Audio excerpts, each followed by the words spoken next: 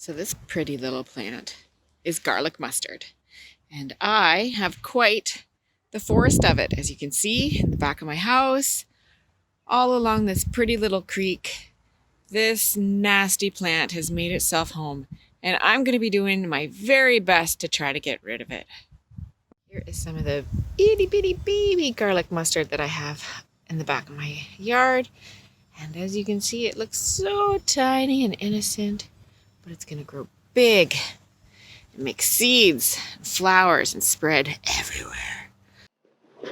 So the reason why we want to get rid of this pretty little plant is because it's actually quite a bully in the garden or in any natural space. It can really take over a forest. As you can see here, it's really taking over this area behind my home where we have this pretty little creek, and it's just made itself just quite happy.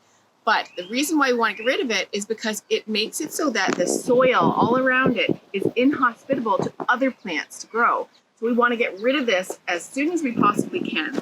Now, garlic mustard is a biennial plant, so it only lives for 2 years. So if you get rid of this plant by snipping it off as low as you can go, you can yoink it out of the ground if you want. But fair warning, the seeds that it has put into the ground after many, many years in this patch, they need sunlight to grow. So if you yoink it out of the ground and then you disturb all the soil, all those seeds can now come up to the surface, and then they might germinate and then have a whole new forest of garlic mustard on your hands. So one of the tricks to this is just because it's biennial, it's only going to last 2 years. So you want to cut it as low as you can, just right down, right near the surface or just under the surface, so you can get as much of the plant as possible. And then hopefully it will just die out in the next year or so. It might try to grow back again. You might just have to keep your eye on it. Whatever you do, cut it before it goes to seed. You don't want these pretty little white flowers to go to seed, or then you'll have hundreds and hundreds of seeds on your hand. You're blowing around and you'll have tons of them in the ground, as I do right here. So I'm gonna cut a bunch of this out. All you need to do with your garden scissors, if you wanna come a little closer here, you just want to go as low as you can. Oh, look, this one just popped out right by the ground. So if the ground is not too wet, it might just pop out, and that's a little bit easier. So there, we did that again there. Oh, we got some of the roots. Anyhow, so we're going to do a little snip too. So just, oh, they're so easy to come out, but then they keep on growing. So you just got to keep at it. And there's the plant for you there. Oh, it's a little jiggly. So garlic mustard is actually an edible plant. It's actually most delicious, apparently, before the flowers form. So we waited a little bit. Oh, there goes a duck. We waited a little bit too long to enjoy this garlic mustard before snipping this patch. But I will put a recipe for garlic pesto into the description. So if you want to give it a try, be sure to comment in the comments below and let us know how it goes. We're going to give it a try next time before the flowers bloom. Also, this is a good one to get kids out to do because it is really nice and easy, and being that it is an edible plant, really not too much danger going on here. No poison plants that we're trying to get rid of. So this little one is having some fun helping us out in the garden as well. So when you are trying to get rid of garlic mustard, you'll want to replace it with something that can outcompete it. So I'm going to put a list of some plants that are native to Ontario.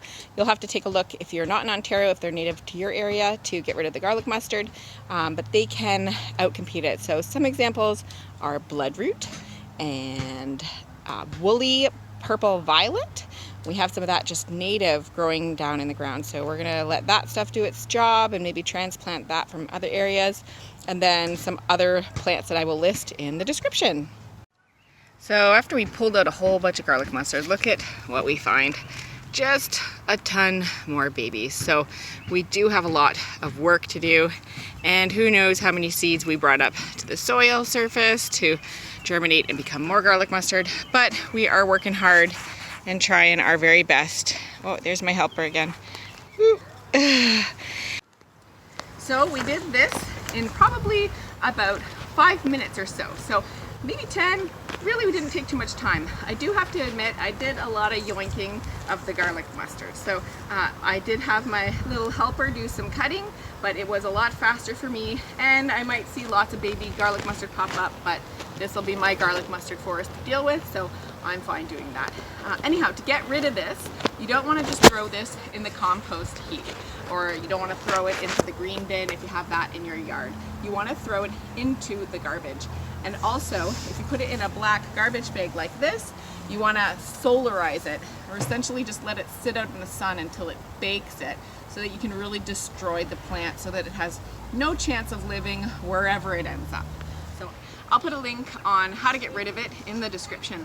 I'll also put a link on different ideas on how to get rid of it as well. There's some other methods, such as putting cardboard down so that the soil doesn't actually see the sunlight, and so you might have different options that might work better for your property.